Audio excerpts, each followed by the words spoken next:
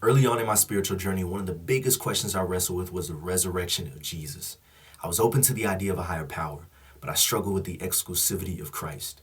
In my latest song, Haven't You Heard, that tension surfaces in a single line with two questions. How can I know that you are who you say?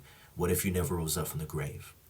As I dug deeper into the Christian faith, I came across the bold claims Jesus made about himself. In John 8:58, he says, before Abraham was, I am, directly identifying himself with the God of Exodus. In Mark 2:5-7, he forgives sins, something only God can do.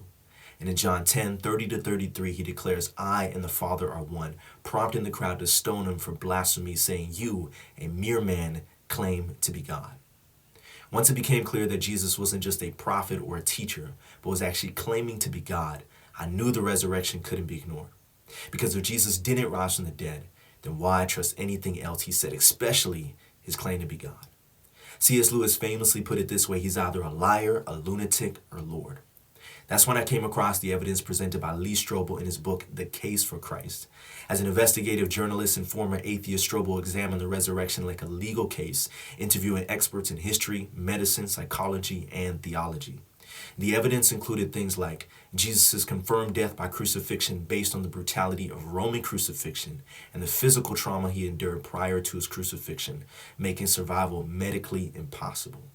Next, there's multiple independent accounts of post-resurrection appearances. For example, 1 Corinthians 5:3-8 presents an early creed that dates back to just a few years after the resurrection, where the Apostle Paul lists eyewitnesses of Jesus' resurrection, including over 500 people.